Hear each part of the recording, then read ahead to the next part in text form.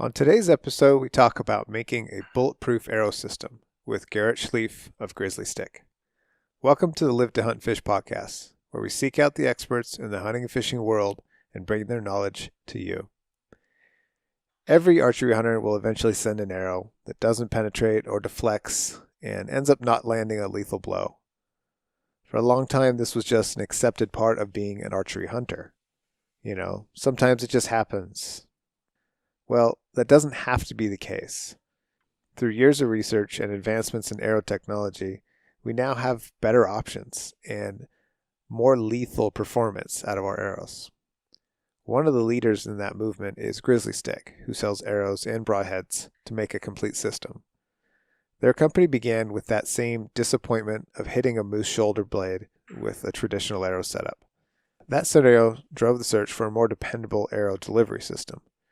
The goal was a broadhead built tough enough to break the bone and keep going, and an arrow strong enough to stay together and keep delivering that force through the animal. From that need, GrizzlyStik was born. My name is Garrett Schlief. I'm the president owner of GrizzlyStik Corporation. We make arrow and broadhead systems. We've been around for about 25 years. A lot of people don't know our parent company, or knew it through our parent company, which was Alaska Bow Hunting Supply, which is mainly traditional products, gloves, tabs, string silencers, things like that. But we've been making arrows since 1998 continuously, and we've been making broadheads since 2008 continuously on the systems. So tell me about so I found you guys based on trying to improve my arrow system, because the average arrow system, be it, whitetail's the largest market, short distance, not a lot of barrier to taking down an animal. Right. But, sometimes we don't even do that very well. And that may upset some people by my saying that. But comparatively to the elk that we hunt here on the West Coast, in the western states, and then Roosevelt being as big as they are, you guys coming from Alaska, and taking a moose, that's where you see the questions on the forums. So, I hunt, whitetail or mule deer, and I'm going to Alaska on this trip, and I need to beef up my setup. Right. So, but I don't know where to start. That's it. Right. I know I need something. But they hear bigger broadhead. What else do I do? Right. Heavier. So that's how I found you guys, trying to find and I'll tell the story about why I was on that search here in a little while, but trying to find a delivery system that made a more dependable kill, a sturdy broadhead, something that wouldn't fail, an arrow that wouldn't fail. The average arrow is meant for targets. I mean, that's what's given to us as hunters, a R&D system that's meant for target archery. It's absolutely correct. So that's how I found you. And so your guys with your unique, the way your stuff's manufactured, and then your front of center and your arrow total weight and how much forward weight system is how I found you. So tell me how that got started. How you guys? So we were talking about this a little bit. So we were stickbow guys, still are stickbow guys. Came out of the stickbow world, and the majority of our hunting was for moose. A lot of caribou and black bear also, and some brown bear, but the majority every year, that was September 1st rolls around, you're moose hunting. And they're all big critters. And they're big all critters. So, and we were shooting mainly between 55 and 60 pound longbows. I grew up shooting stick bows. That's what we did. I didn't know any different. And if you hit them with a 600 grain arrow, a wood shaft with a good, for me, I was big on 160 Zwickey Eskimos.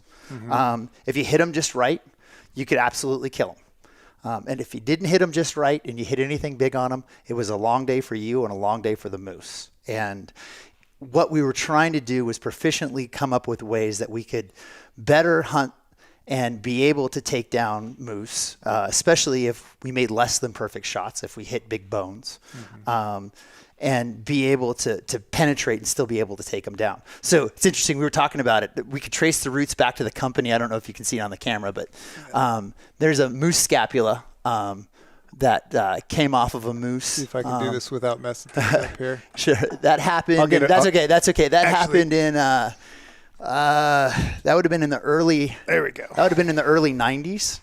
So for you guys that can't see that. So, and that was a bull that I called in for my father, and he shot him at about 14 yards, and that thwack and that sound that it made when it hit.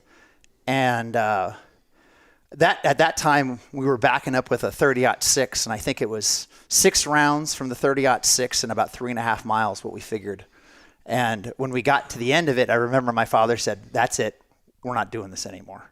It's not." That's a defining moment. It's it. We're not doing this anymore. Yeah. And it wasn't not we're going to look for other equipment. We're not going to bow hunt for moose anymore. Right. It's just not working.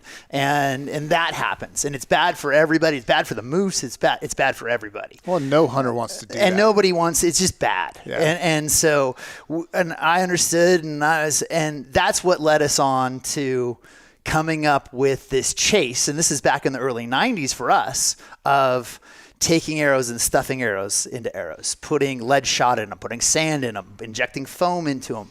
And we didn't know what we were chasing. We knew we wanted to get things heavier, but we didn't know why really. We just wanted to be able, what we were doing wasn't working, and we were chasing down what we were trying to, a better way to do it. Yeah.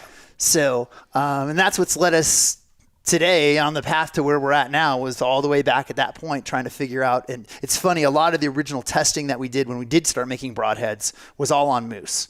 It was all on moose femurs and moose scapulas, mainly because that's what we knew. And we're like, if we can break these, I don't know what it'll do on a kudu, but I know it'll kill, I know what it'll kill in my backyard. And I know how big and how tough they are. And we're like, let's do that. So anyway, that's how we trace it back to the beginning for us. Mm-hmm. Well, no one's going to say that, you only tested on moose bones. Right. Yeah, no one's going to say that. That's not country hams, not 55-gallon drums. Yeah. It's all done on testing. That's the big baddest critter we have here on North America, as far as ungulates. So. Yeah, absolutely. So anyway, that's how we trace it back. And that really sent us on a path and on a quest to try to build better equipment.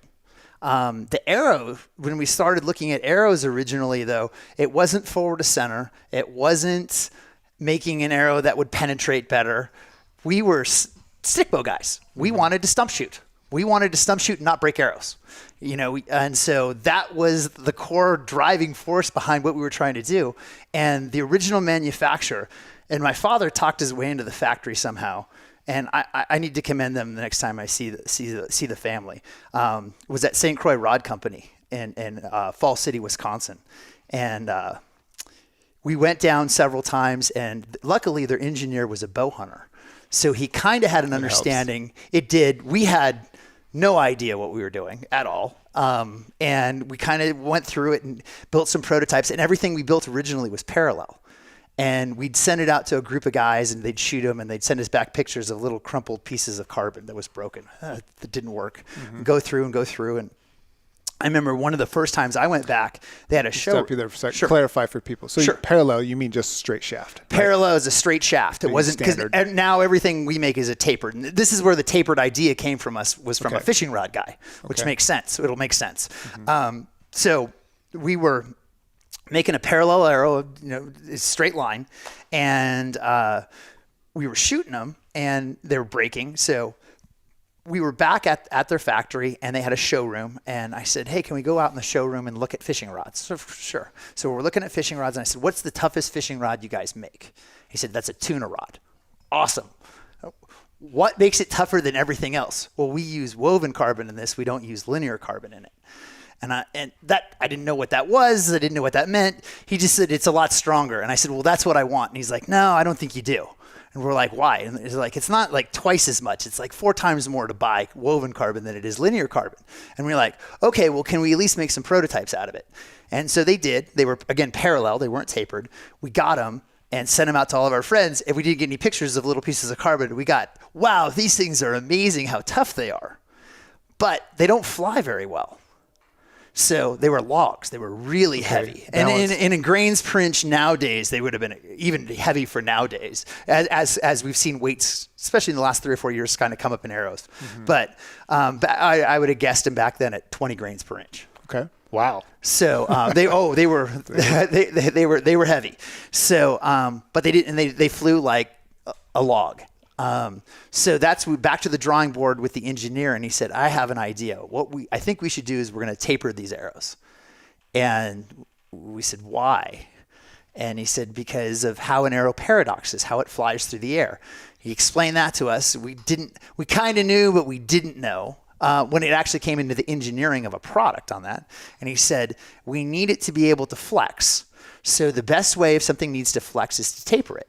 And we were still kind of looking around going, this doesn't make any sense. We don't want to do anything. This is already crazy what we're doing. Mm-hmm. And he said, let me just put it to you this way. Have you ever seen a parallel fishing rod? And that was for me when the light went off in my head. I go, no, you don't. It's always tapered. And he's like, yeah, because it has to flex. It has to be stiff at one end, and it has to have flex and be light on the opposite end.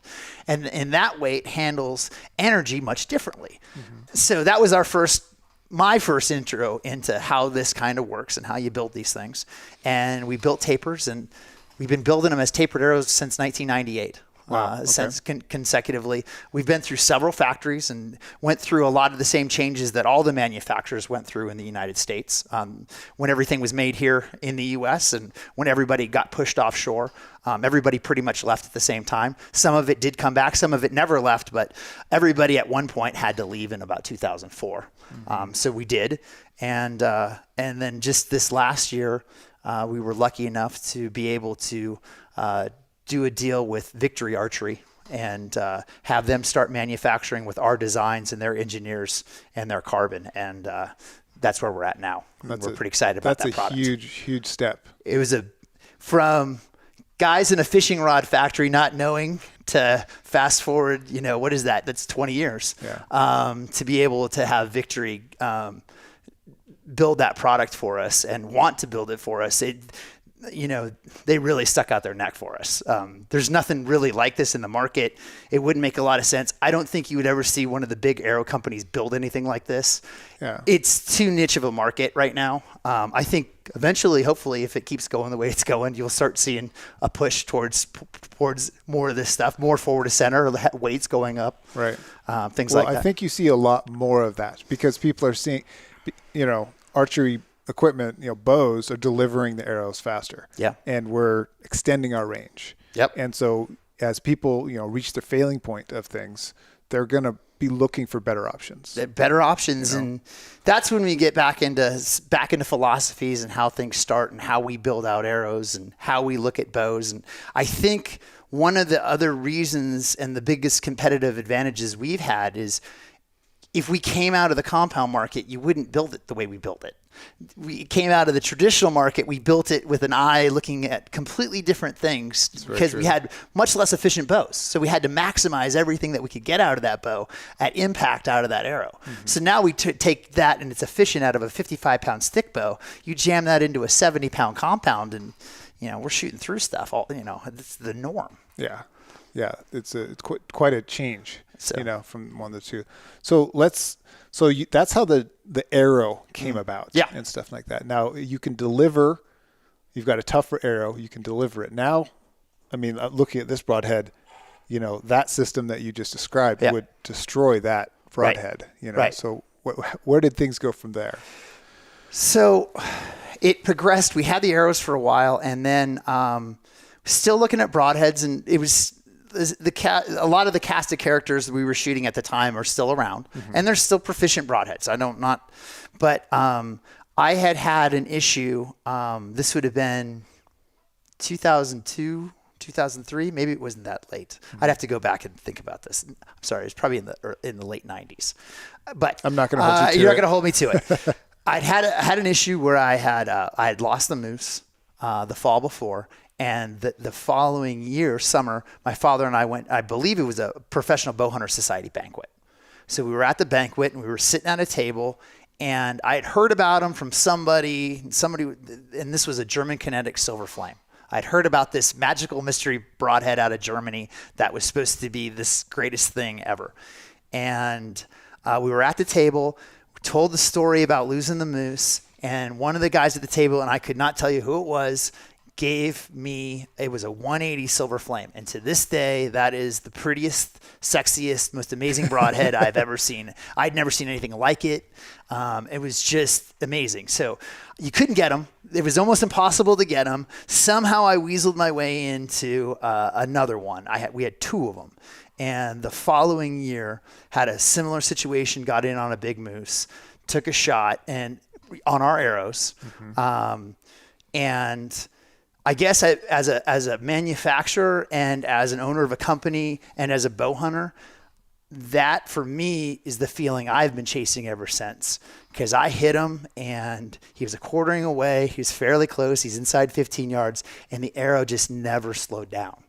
And it was an extremely powerful feeling when it did it. It was over. It was instant. It was not maybe if kinda, it was over.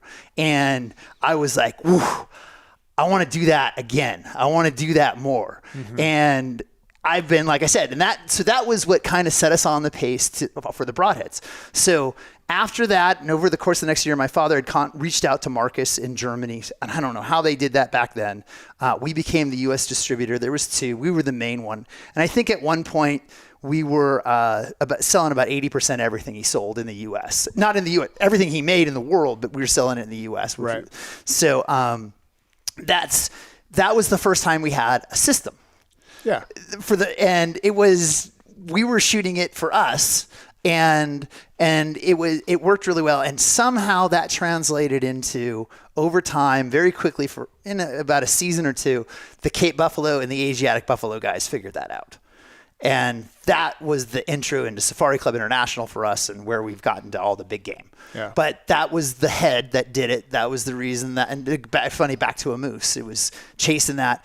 After that, there was another gentleman that would come up and stay at our house every year. And a lot of old time stickbow guys will probably know the name. His name was O.L. Adcock. He was a Boyer, and he would stay every fall, coming and going. He would hunt outside of Tok, Alaska. And if he got a moose, we had a full processing center in our house where, we had our own grinders and our tables, everything set up. So he would come back and he would leave us a bow every year, usually as payment and gear and different stuff. But so that was usually one of the payments. OL was a close personal friend of this crazy guy at the time that was in Australia. I'd read like one article, and this guy was this Dr. Ed Ashby. Like, who's this guy? And that was the intro into Ashby. And I don't remember exactly how all the pieces started coming together, to the point where we had started talking to him, read all the reports, knew that we wanted to build something based on the reports. Okay, so you'd read his stuff prior to this. Yes. Okay. Some of it, not to the extent. We had a vague understanding of who he was. Okay. Not the depth of his research or what he's done. But I guess we can talk about that too. But for me, we had found it, we had read it, we'd gotten in touch with him, we'd started communicating, and I was the first one out of nowhere. I reached out to him and I said, hey, has anybody ever built a broadhead for you? That, based on everything that, because no one was building it. It was part of this and part of it. There was 12 steps. There was 12 steps to the broadhead. And he said, and by the way, I have a marketing degree. I don't have an engineering degree. So, which probably was a good thing when we were trying to do this, because I didn't know what I was doing. And if I did, I probably wouldn't have done it, or definitely not the way we did it. Right. It was, so he started talking to me about, this. And I asked him, I said, hey, would you be interested in us building a broadhead? And at that time we didn't make broadheads. And he said, yeah. And I was like, wow, this is great. And I said, hey, I remember asking him, and this will tell you a lot about who the man is too, and we can talk about him. But I said, Doc, can I put your name on it? And he thought about it, and he said, you can put my name on it, but only on one condition, that you make it known and you put a statement on the packaging and everywhere else that you don't pay me any money. Because if this fails, I'm going to write about it just like everything else. And I said, I can put your name on it. I don't have to pay any royalty. I'm not the smartest business guy in the world, but that seemed like a pretty good idea. Okay.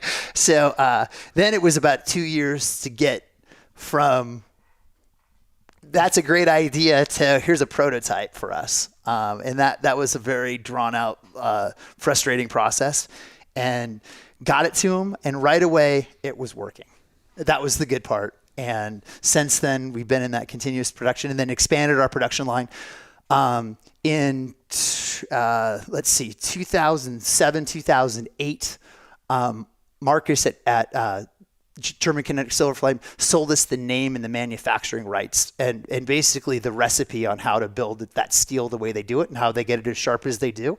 Mm-hmm. So we bought that name and the rights to it. And so we all of a sudden, within 2 years after making that decision of, hey, we're going to build this Ashby broadhead, we had a full line of broadheads in both double and single bevels, going back to the Silver Flame, which we still love too. If double bevel guys, right. I think it's got a pretty impeccable track record. Yes. Yeah. Cool. So, well, let's go into then a little bit why that Ashby broadhead or that concept is so important. I mean, it is the basis being, a 3-to-1 shape. Yep. A longer point. Yep. And then single bevel. Single bevel. So 3-to-1 would be the easiest explanation for people. It's the diver going in the pool. So if he's going into the pool and he gets his hands all the way over his head and he goes straight in, the least amount of resistance, the least amount of drag against him as he's trying to go into the water, as he's penetrating into a medium. Mm-hmm. So that 3-to-1 design, through all of Ashby's testing, he said, and all of his testing, it was all outcome-driven testing. He didn't come up with an idea and I'm going to test it and use a scientific method. He took everything and shot it and reported what happened. And when the things did better, he goes, well, this is doing better, so let's go down this rabbit hole and figure out why it's doing better and try to maximize that. Yeah. So it was a different approach for him. So that 3-to-1, that long, skinny design, less resistance to penetrate. The single bevel, really the main advantage of the single bevel is on bone. Through Ashby's research, single bevels outperformed double bevels, which was the next best head that you could shoot through performance. And again, let me clarify this. That's the statement. This is heavy bone hits on big game animals through his testing. Right. So this isn't shooting them in the pocket and, I can shoot through them. Yes, that's a given. We agree on that. This is heavy bone hits, and all of his testing was done on Cape or Asiatic buffalo with the ribs that overlap, so that we know that there's a 95% chance we're going to hit a bone as we enter, so we can measure bone hits, not just how much penetration we get when we shoot into a country ham or the 55-gallon drum. Right. We're shooting into a big animal with big ribs. Now what's happening and how are we penetrating and how is that arrow performing? Yeah. So that was one of the things he found. The single bevel advantage, though, comes in on the heavy bone hits. I was going through the list. Single bevel would be the highest propensity to penetrate, mm-hmm. then double bevel, then 4-blade, then 3-blade. That seems interesting to me. Right. Counterintuitive, but it's a wedge. 33%. Everything's off. You hit a bone, you're trying to split it out 3 ways instead of trying to split it out equally or split it out just 2 ways with a 2-blade. Yeah. So that didn't lie. The difference through his testing, what he found. And the single bevel on the bone, the impact is going to be different than the double bevel. The double bevel, because it's sharpened on both sides, equal pressure on both sides, you hit a bone, it's going to try to push that broadhead through the bone. So equal pressure, if you have structural integrity in the arrow and enough mass, you can cut that bone, you can cut through that bone, push right through it. Single bevel... Yeah. Right. Single bevel, because it's only sharpened on the one side, and then if you flip it over, it's sharpened on the same side. So they're offset. It's like 2 wood wedges offset of each other. So as that penetrates, as soon as it starts to go in, that single bevel catches and it starts to turn and it rotates. It wants to twist over on itself. It creates an unequal pressure. That unequal pressure, instead of trying to cut through the bone, will turn and snap the bone. Now the part of the single bevel, the next thing that you needed to have number one was actually structural integrity. Either the bone's going to win or the broadhead's going to win. Yeah. So you have to be able to hold together, and you're putting a tremendous amount of force right at the tip of that broadhead when you hit them with a really heavy arrow trying to penetrate, break a bone on an animal that size. So then it's all holding it together on that. But that single bevel, as it penetrates, it will snap and break the bone open, exposing it, opening up the bone. much easier to break it than to cut it and keep going through it. As we're cutting and going through it, drag on the shaft also all the way through. As we cut it, break it open with a single bevel, we expose it, less drag on the shaft as we keep penetrating. Ashby, through all of his research in the broadheads, was really just, if you look at his top 12 arrow and broadhead points, there's not any like smoking gun or silver bullet in any of it. It's really just more, I pick up a little bit here, I pick up a little bit here, I pick up a little bit here. All of a sudden I follow the steps. Now the broadhead's sticking out the other side of wherever I shot at. Mm-hmm. So that, I tell guys, follow the rules. Yeah.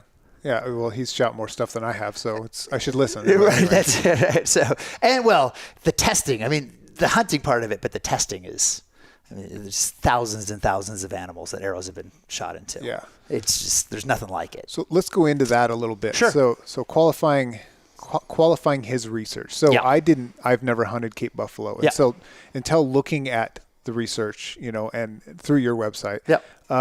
I didn't realize that they were, their ribs were that close, and that pretty much if you're going to shoot one, you're going to have to be able to break bone. You got to breach a bone. Yeah. You got to do it. So that's a totally different perspective than us hunting here in North America. Yep. Yes, we worry about the shoulder blade or heavy ribs on a bear or a moose or something like that. But so to have something that is going to breach it. So there was a point where archery was not legal in a lot of those countries. What, in Africa? It was not legal in South Africa. Okay. So so I read this. Tell me the story of that transition, or how that. And I'll try not to screw it up too. Well, if I miss out again, I'm not going to hold you to the exact facts. So but Dr. Ashby, after he retired, he was a ophthalmologist in the U.S. military.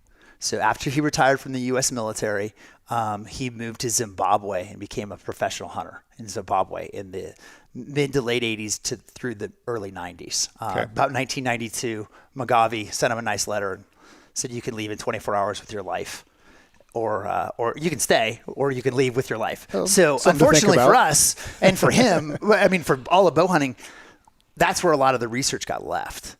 Even everything that we have now and all the documentation, he said that's only about 15% of all the research he actually did. And that's like 3,700 published pages of research. Yeah. So, it's just what we lost on that. So, but how he was working as a PH, and he had actually sent a letter down to a gentleman at Kruger National Park in South Africa saying, hey, how would it be possible for me to hunt a white rhino with a bow and arrow?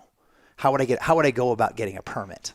And nothing happened. There was no response. So the guy probably laughed. Well, it was just, there was nothing. Yeah. And it just so the gentleman that he sent it to was a guy named Tony Tompkinson. And Tony ended up while he was at Kruger, he went to the University of Colorado. Colorado State University to get a PhD in biology to go before he went back to become the head of Kruger. And while he was in Colorado, biology guys, they were like, hey, you like to hunt? You're from Africa. Hey, what do we hunt here? They took him elk hunting with a bow and arrow, and he fell madly in love with bow hunting. So he was like, man, I want to do this. And when he got back to South Africa, it wasn't legal. So he got it in his head, hey, I'm going to figure out how to get bow hunting legalized in Africa. And they went above all these boards, and they found out, and what they wanted research to prove that you could ethically kill animals in South Africa with the bow and arrow. Mm-hmm. Not Cape buffalo. We're going to start out with warthogs. Can we do this? And we're going to work our way up. Okay. So that was the original idea of the study. So they're all excited. Oh, we could do this. Now, who the hell are we going to get to do it? Right. So, and then they're like, I remember there's that American wrote us that letter about bow hunting rhinos like a year ago. This is in the 80s. Wow. So, okay. there's no email. And they went back and they found that letter and they got in touch with them. And that's when they put together a team, and that was a 4-year study called the Natal study. And that was the definitive document that they used to present to the South African government that legalized bow hunting in South Africa. Once you legalized it in South Africa, everybody went right. Mozambique, Zambia, Zimbabwe, everybody, Tanzania, everybody down below that. And over the years, now it's changed. And that was back in the 90s, but it's changed. But that's how it all happened. So it's really interesting. We'll go to trade shows, and Ashby's been in our booth, and some celebrity guy will be down the row from us signing pictures. And there will literally be a line of people lined up, and he'll be sitting in our booth and nobody will talk to him. And I'm just like, it drives me nuts. But and it'll be funny because we'll take him to Dallas Safari Club with us, or to Safari Club, and he'll sit in a booth. And when the PHs walk in, it's the sign of respect is amazing. And you know, all of them, if they're wearing a hat, they will take their hat off to shake his hand. And it's, I always kind of get choked up. I mean, it's like, awesome. And a lot of them still, the younger guys don't really know who he is. It's kind of, but I mean, the people that know, I mean, it's like, he's the guy that did it. Yeah. So he did it. Yeah, so that's one of those defining and somebody moments. Else could have, but he's the one that actually did it. Right. So that's what started the research. At that point, he got kicked out of Zimbabwe, so he didn't know what he was going to do. So he ended up going to Australia. And I joke with him, if he was a surfer, he'd be a surf bum. He's a bow hunter. He's a bow bum. He's a bow bum. So Doc ends up going to Australia. He's up in Northern Territory and gets on with their Fish and Game Commission somehow, whatever they are, and they're doing daily culls of Asiatic buffalo. Daily. Wow. Okay. Daily culls. So year round. And so he would go, and he had an assistant, and the first buffalo they would shoot, they would call him on the radio and say, he's over here. So they try to get out because they want to set him up as quickly as possible, no more than 2 hours, because you don't want rigor mortis to start sitting in, changes the medium of penetration. Yep. So then that went on for years. That's when the big volume of the new set of research came out from him. And every single buffalo they propped up got, going back, I think it was 48 shots, and each shot had 118 data points that they would record for that shot. So the volume of the data, and that's where I get into and then there's so much of it. Then you know, he takes those reports and he boils it back down to what he found and the findings. And again, it was all outcome driven. So it's like, hey, we did all this, and this is what we found. Statistically, this is what it was. And that's even more for me when it started kicking in on the statistical side, going back to traditional, really starting to think about how difficult I've made it on myself to be a trad guy, one, and that I don't by default get a lot of chances. Right. So when I get that chance, statistically, I need the best equipment I can get, because I just don't get that. It's got to work. Absolutely. It's got to work. Well, I compare it to, you know, the average hunter. You know, we're going to take an animal every couple of years. You know, let's say take an elk every other year. That's a heck of a hunter. Yeah. Every year, great hunter. Yeah. It's still one animal. It's still one test. Everyone's tinkering. We're all tinkering with our gear. Yep. And then you can have one test. If, let's say, it doesn't go well. Yeah. Oh, that didn't work. It's crap. You know, it's really hard. That's such a small data point. Right. And you know? I can't. And that's why I always tell people, even for me, I go, I'm a sample size of one. It's my opinion. Mm-hmm. When I start, when we get to a certain point in volume of animals that we've had customers take, we actually went through a phase where it went from, does this really work, to it works, to I don't think about it anymore. And that was a big jump for us. And even then, it was the realization when all of a sudden you're looking at the Cape buffalo, especially for us, and you're just like, wow, when did that happen? Where did that come from? Yeah. And that goes back to Ashby, and this is a testament to him. But, it was all of a sudden when you realize, but where that comes from is then you can start making statements. And it's very difficult in this industry to make a statement that I don't want it to sound boisterous or marketing bravado. I'm trying to make a statement. This is just a statement of fact. You hit stuff, this will happen when it happens. Mm-hmm. So, well, don't be afraid to make those, or hesitate on that, because there's tons of people making false claims and being very adamant about it. But we all are one test group. That's and it. We all have, you get on the internet and there are tons of different opinions, but everyone needs to take it all in. Yeah. I have a problem with someone being absolute, it needs to be this, or it needs to be this. And for what it's worth, I have I always tell people, take a grain of salt with anybody that's sponsored. They're paid to say it. So that's the other part. I always tell guys, especially when we get into the big game stuff, don't listen to anybody and don't listen to me. Listen to your PH. Listen to that guy. He does it.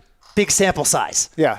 I did 14 Cape Buffalo last year. I exactly. did 4 brown bears last spring. Cole Kramer. I can do. Yes, listen to him. He knows what works. Yeah, absolutely. He'll tell you. You can refer it to someone who's shot more critters or seen more shots. Even more than the guys I tell. Even more than the guys that even shot a lot of stuff, and that's good too. But man, listen to the guides. Those guys, they see it every day. Yeah. Listen to what he sees. Large peer group. Yeah. And that goes back to us on the guiding side.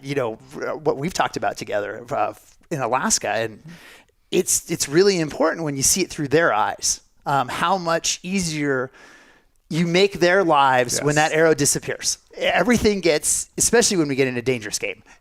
Elk, that arrow, you hit him in the front shoulder, it goes in 4 inches, your life for the next 3 days sucks. Absolutely. You're tracking, you're going to get the cook, this sucks. And but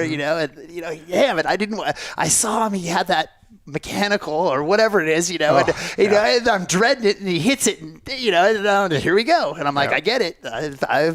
It sucks. Yeah. So let's go. Let me go back to the story that brought me to find you guys. So let's see here. I've got one. I hit a 5-point in the shoulder on the coast. Mm-hmm. Soon as I shot him, crack, heard the sound. I'm thinking, just accepting that the gear that I'm using is not going to. So I'm going to do my thing. Mm-hmm. So what poundage bow? 60. I was probably shooting 67 or 67 pounds. Mm-hmm. How heavy of an arrow? At that point, 425. 425. How heavy of the head? 100 grain. And what do you think your FOC was? Under 10%. It was, I thought 10 and a quarter, 10 and a half. Okay, so like that. And then body position. Square broadside. Square broadside, and how far? 30. 30. Where'd you hit him? 30 or 25. High shoulder. High shoulder. How far to go in? About 3. Through the muscle to the shoulder blade. To the shoulder. Did not go any further. Right. I had about this much arrow bloody and then broken. And did you see him again? I called him back in about a week later. Okay. Yes. Did you get him? You ended up getting him. I did not get him. Okay. But you saw him again. So yes. He was still fine. frisky enough to get called in. He was still fine, still pissed, but he wouldn't commit. Oddly enough. The last time I did that, guy, I didn't even see him. He speared me out of nowhere, right? It got me right in the shoulder. So there was that. And then I think 2 years later, let's see here. We're going to go to spring bear hunting in Alaska. Yeah. Following this bear down the beach line. I canoed over from the boat. We glassed him. I canoed over the beach line. He's moving along. They don't sit still, feeding and stuff. And I get up to it. It's 40 yards, and he's found a patch he likes. And he's light quartered away, not 45 degrees, maybe 30. Yeah. And perfect spot, plenty of time. I'd shot a lot. I'm very calm. Send the arrow. Follow it in. Everything's very crisp. I'm not getting buck fever at least that time, right? Yeah. So, but everything feels good. Yeah. Arrow's away. Poof, arrow's gone. Yep. And then he whirls, bites, and runs back where he came from, which is where I'm at, and ends up running by me. Yeah. And I just kind of ducked. Blood everywhere. Yeah. And I'm total confidence. Yeah. It's going to be a short. He got off the beach? He got off the beach. He went into the thick stuff. You know the area. So Southeast Alaska, it's nasty Everything stuff. gets tough, man. Right. It gets tough. So I went over, found my arrow. It's covered and stuff. But as we track him back, went into the woods, gave him time. But when at that point, following him into the woods, went about 50 yards. And there's a lot of blood, but he's not there. So we back out, give him a little more time. Then we follow him in. And he went forever. And we ended up following him in that thick stuff, Southeast Alaska, over 3/4 mile, zigzagging in and out. Blood on the right side. Nothing on the left side. Mm-hmm. Okay. And I thought it should have went out behind this leg, And did you find the arrow before you went in? I did. Mm-hmm. I did. Broken. Yeah. I figured on the rocks going through on the beach there. But anyway, I ended up not getting that bear. We went back the next day.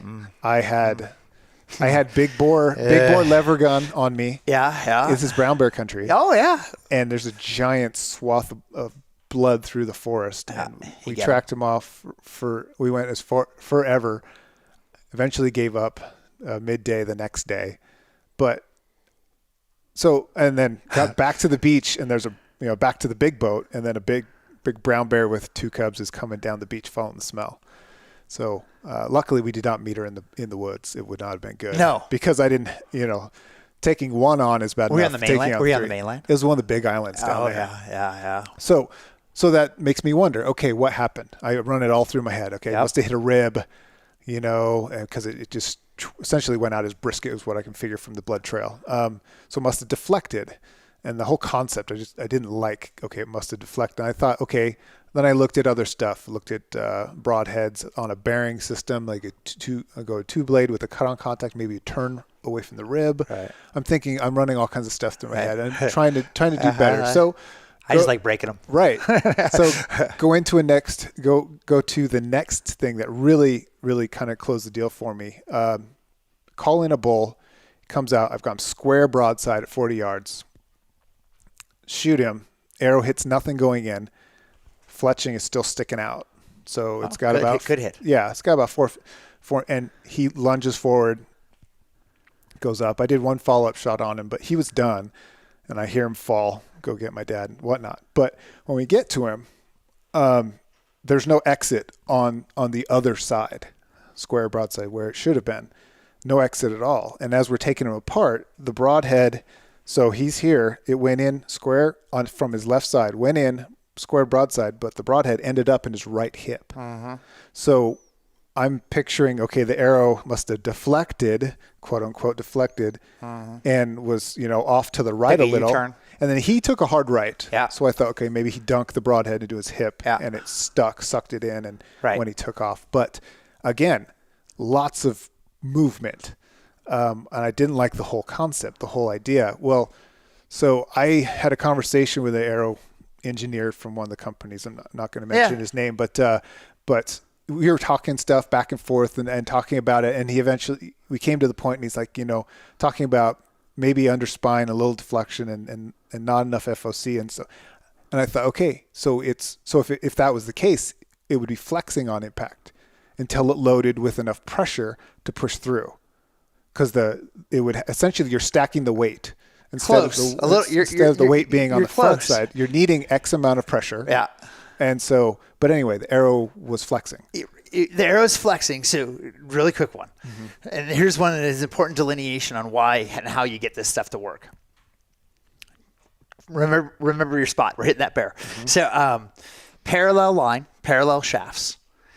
And I love this line. The laws of physics dictate. It has to do it. It has to paradox or flex as it flies through the air, right? If you ever watch any videos of them, especially target guys shooting, it has to flex equally in the front and the back. And so it looks like a snake swimming through water, right? So as it's flying towards target. Now we're chasing FOC. We're chasing forward to center. So we're taking that parallel line and we're starting to put a bunch of weight on one end of it. Technically, if we wanted to keep it in paradox, you'd want to add the same amount of weight to the back end of it. And when you say paradox, to make it flex the same. To make it flex equally to fly. That's when people go, I'd fly. As a paper tuning, what you're measuring is your paradox. How much flex is in that arrow. That flex is bound by how stiff the arrow is, how much head weight you have, how long your draw length is, and how heavy your poundage is. All those things come into play to get that thing to fly as you're shooting it. So as you shoot those parallels, it has to fly. So that's how it's paradoxing as it's going through the air. But what a lot of guys don't stop to think about is it has to do everything on reverse on impact or impact paradox. So as that arrow is penetrating, it doesn't penetrate straight into an animal. That front end and the back end have to flex equally on the side. So when you do deflect and you hit things, it starts doing a lot more of the whip-de-woo things that guys, I came into the front shoulder, it comes out the back hip. Where did that happen? And it's that spine and flex. And I think a lot of it will be if you break that, he turns and you start breaking that arrow in an animal and to get it to turn. And then all bets are off. And again, that's an opinion of one. That's what I think happens, but not definitely on the paradox. That is what happens. Yeah. Versus when you take the taper, stiff on one end, light on one end, put a bunch of weight. You're driving that. It just all the weight's moving in a straight line, and the back end of that thing's all over the place. Yeah. But back to the bear. So that's how those end up in weird places. You see them do it. So to in layman's terms, I guess you shoot the arrow. Let's say it does deflect a rib, or not center punch it, but deflect it. It's you're putting a force on that tip, it's going to send that force up the arrow, even though the arrow's moving forward. And in order for it to want to stay into paradox, it's trying not to do that, right? So what you're doing is you're taking energy that could be moving in a straight line, and now you're fighting itself as it's penetrating. So that's any parallel. That doesn't matter who the manufacturer is. That's how that arrow flies when you shoot it. It's that platform when you shoot that platform. Yeah. Okay. Well, interesting. Well,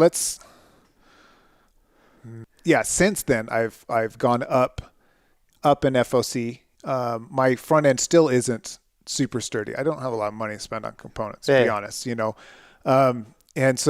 but I have a more sturdy setup than I did. But my broadheads currently are probably still a weak point. But didn't go up for a black bear the last couple of years. I do have the tag, and I'm going up next year. Yeah. And I will be solid for that trip for sure. I'm going to make sure I am. But so for you guys, currently where you're at now, so all that evolution, all that information to make a better product, a better system. Now you guys have a line of Ashby broadheads. You have the Silver Flames.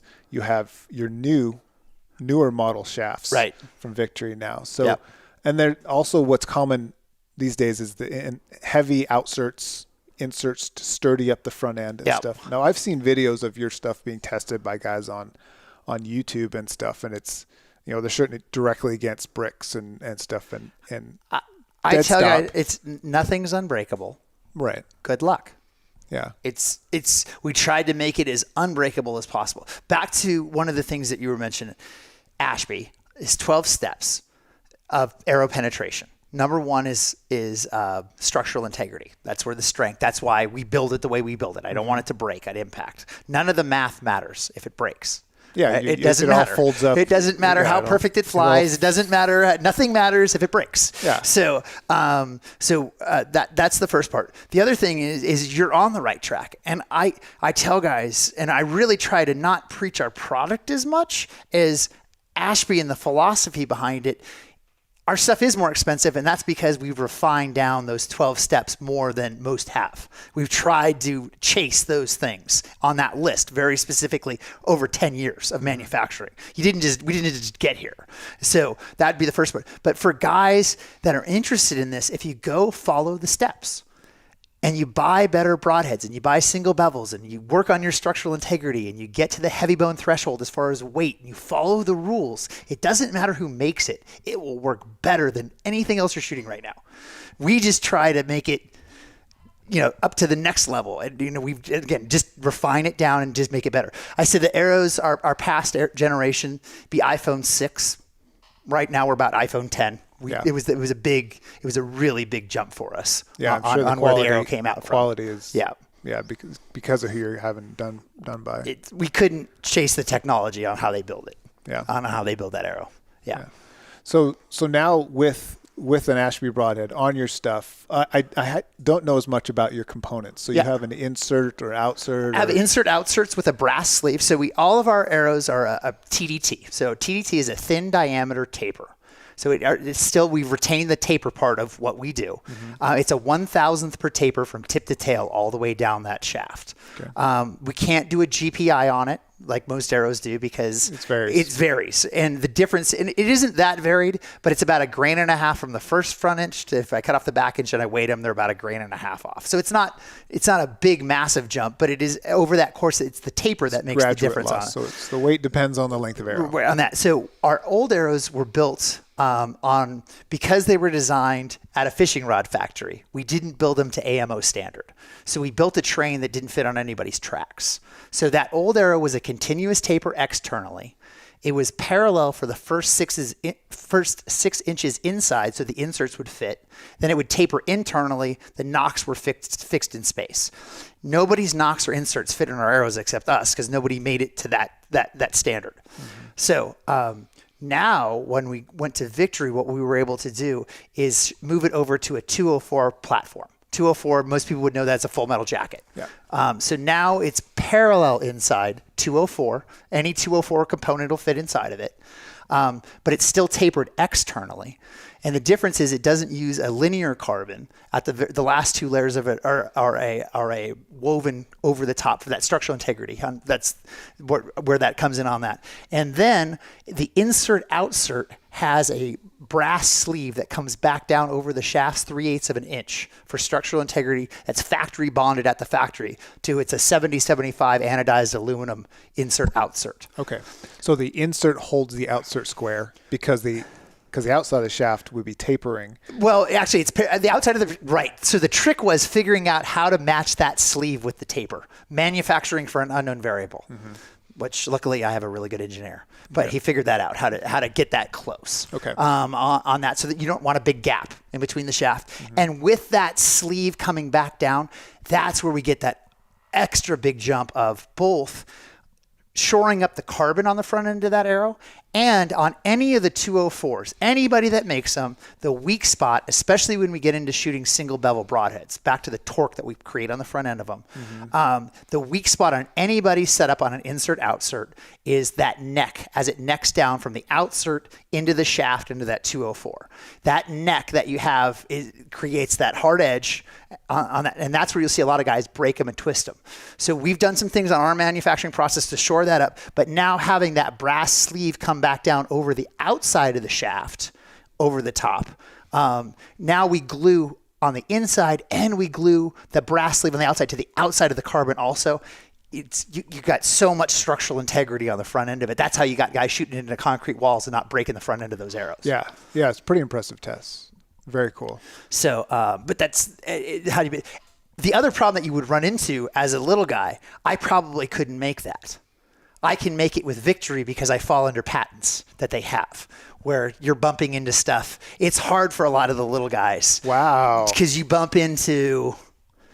I mean, you're bumping into stuff all the time, and you never know, and so and then you get sued. It was very nice for me to be able to go in and be under certain constraints, then to set up my engineer on how we want to build stuff, knowing what the constraints were that were under the umbrella on that too. That's another big part I couldn't build that if I wasn't building it with Victory. That is awesome. Yeah, very solid system. Yeah. So for someone, let's say they've hunted, Western big game or something, and mule deer and maybe some elk and stuff, but they're going to Africa for the first time. Yep. And they've been told that their stuff needs to be better. Yep. And they're looking, they find you. What do you do to help them get the right setup? Because it's so different in what most guys are used to shooting, a lot of times what we would do originally for us, and we sell all consumer direct. Up until this year, Victory started distributing for us, but which is a big deal for us. But so selling consumer direct, I talk to guys on the phone and I'd ask them all the questions. What poundage, where are you going, what are you hunting? And we'd walk through all the things, and then I'd have to guess what was going to fly for him out of his bow. And I'm pretty good at it. And I tell guys, I'm 90% of the time I'm going to guess right, but that means 10% of the time I'm going to guess wrong. And almost every single instance in that 10%, it's not because of anything on the chart. It's because it's always the shooter. Everyone's different. Your grip pressure, torque, cant, whatever that is, whatever your bad habit is that you have, that's matching you, that bow, that arrow, that broadhead for you out of it. So. And our stuff is not inexpensive. So guys would call up and they'd get the wrong stuff and we'd feel bad. And we're like, man, what we should have done is had you test it. So I came up with that probably about 3 or 4 years ago is we have 2 arrow test kits. We can do them in stock, which is just a regular arrow with an insert. It weighs what it weighs. You can put any grain weight head. We can build them to 650 grains. That's everything in North America and plains game.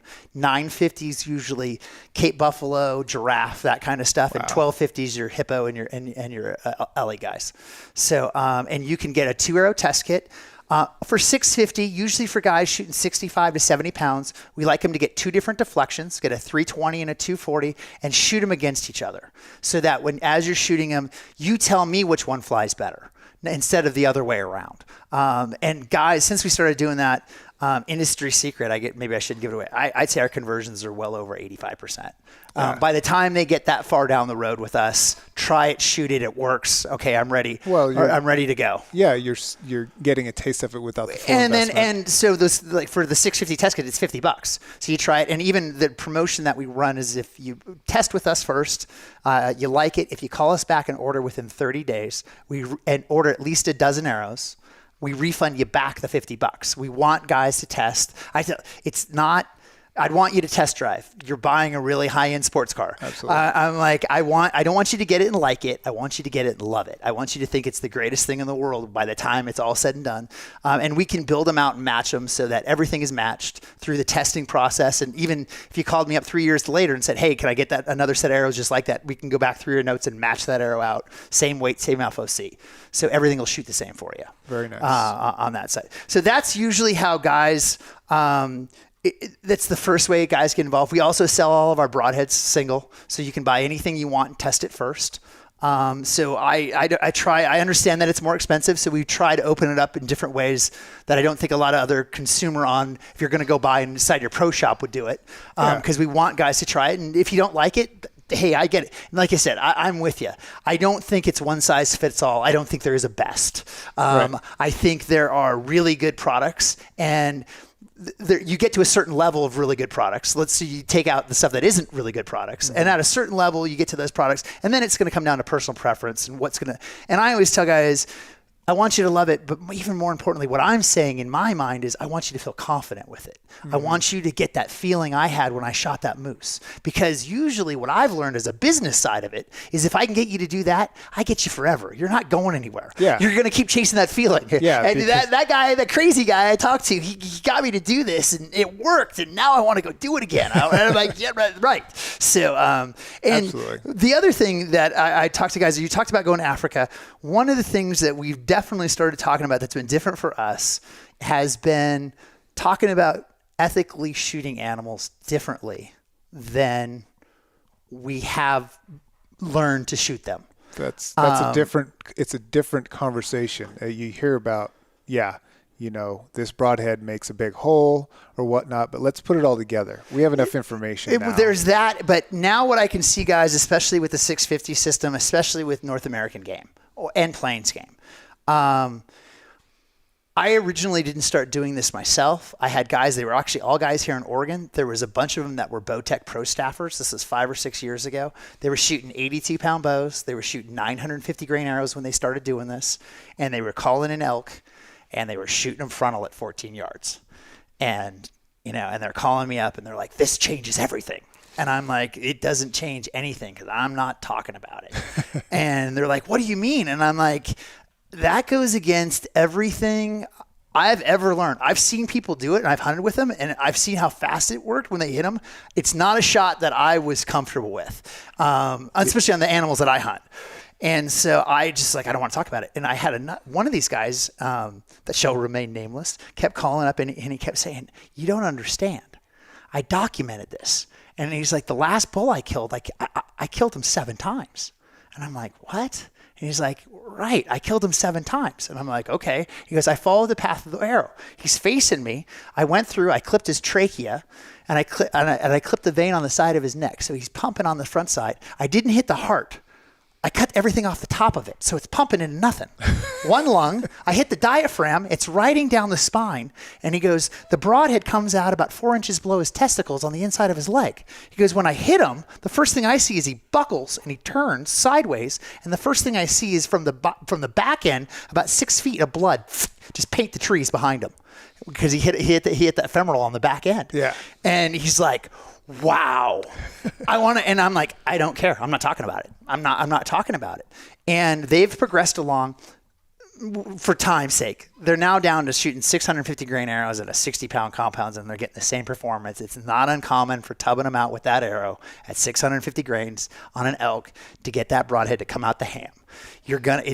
And for us, the shift in thinking, not only because we had enough customers do it, the sample size got big enough. Mm-hmm. It was irrefutable for us. These are not fly-by-night guys. These are the guys that are shooting a lot of stuff going, this is a hot damn.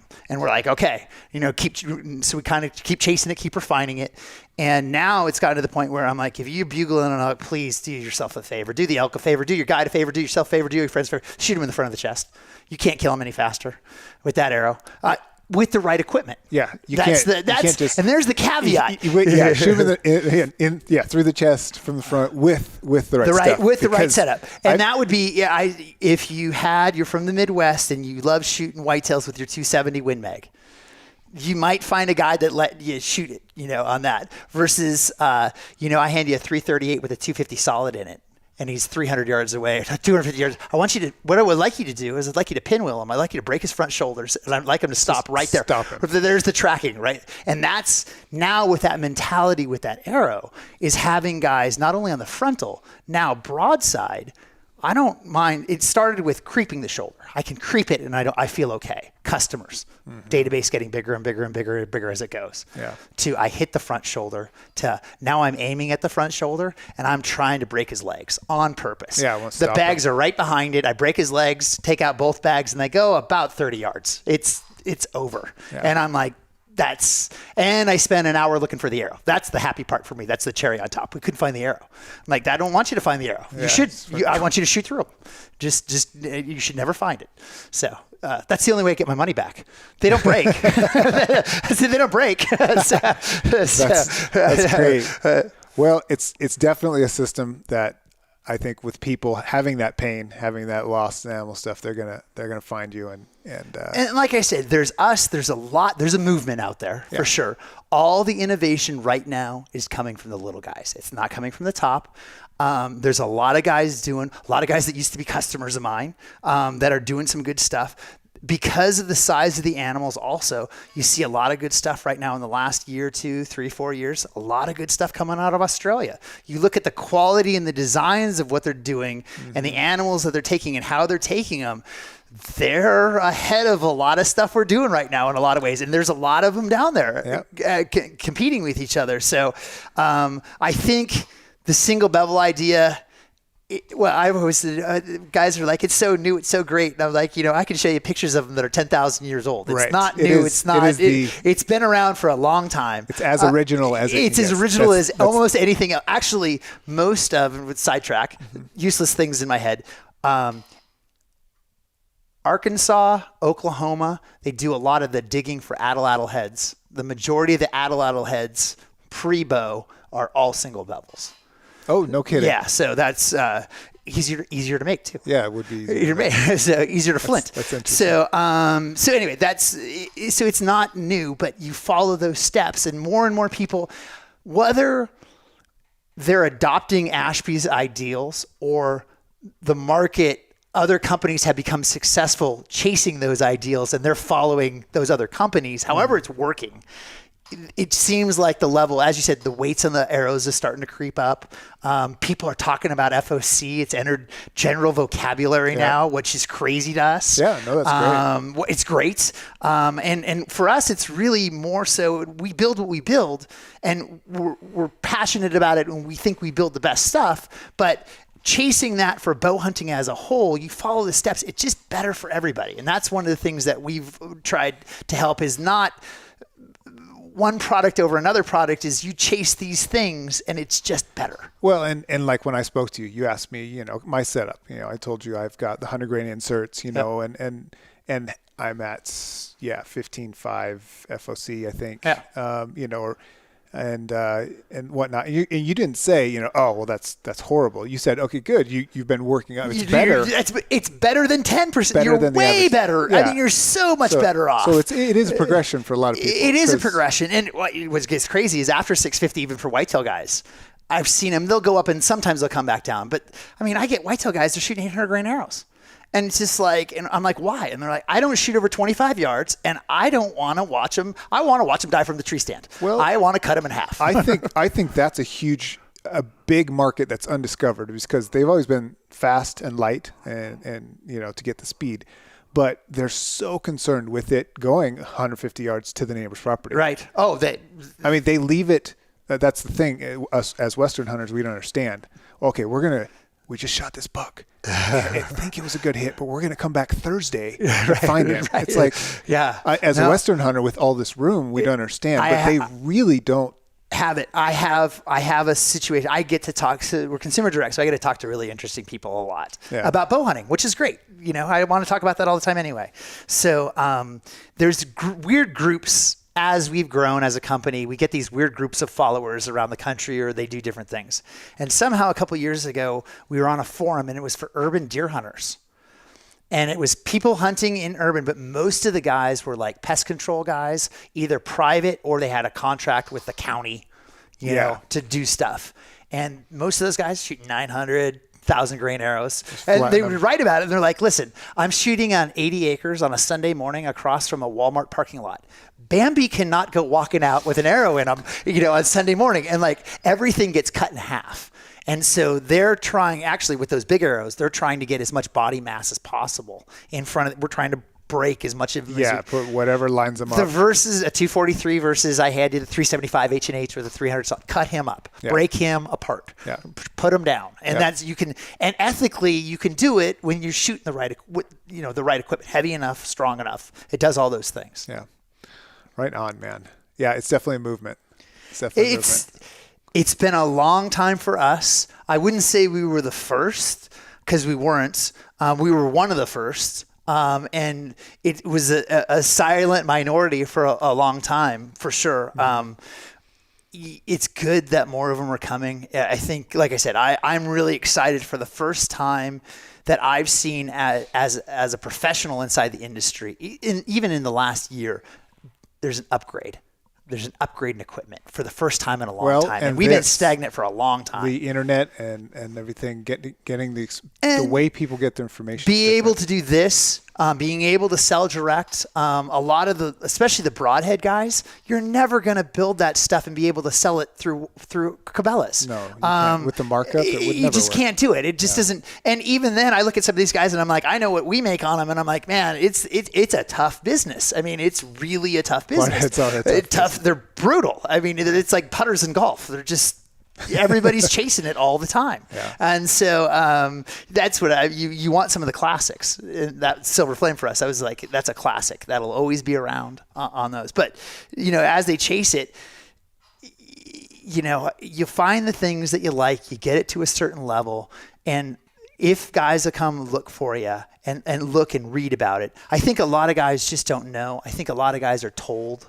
Through social media, or through TV, what, you know, they're told, or what the pro shops have done. And there's that entire system that's been in place, you know, for 50 years on how that all works and how that all goes through and how they get their information at that level. Mm-hmm. And so a lot of the little guys don't go to ATA, or if they do, the dealers don't stock their stuff. Yeah. So you can't get that out there. So it's just been nice now with the new media movement to be able for guys to get a little bit of a soapbox to go on that they can go and talk about what's going on, because the products are getting better. Well, and you get, let's say you get one guy that he starts doing it differently, especially for you in an expanding market in whitetail country. Yeah. You get one guy that's putting them down and his videos, all of them die right in sight.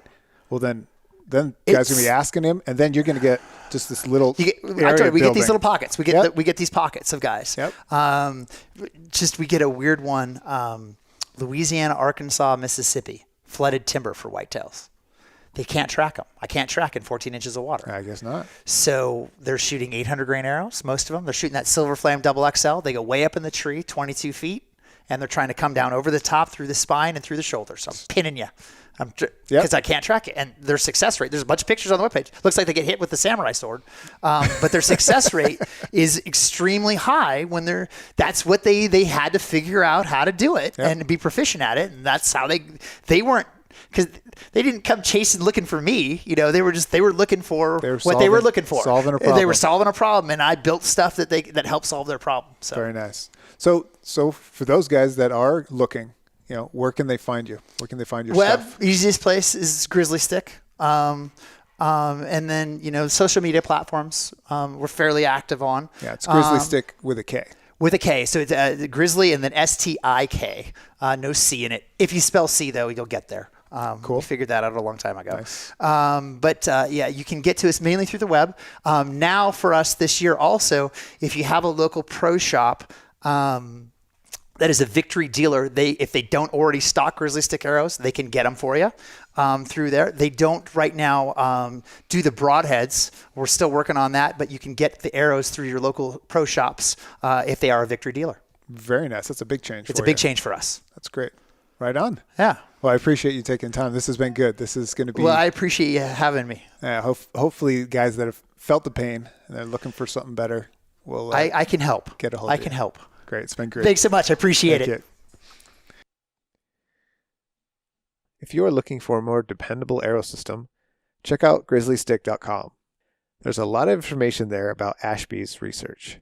There's videos and independent reviews, and there's charts to help you choose which setup will best work for you. If you'd like to see more testimonials, follow them on social media, on Facebook and Instagram. You'll see a feed full of happy clients and impressive animals taken with their arrow system. If you have any questions about GrizzlyStik's products, give them a call.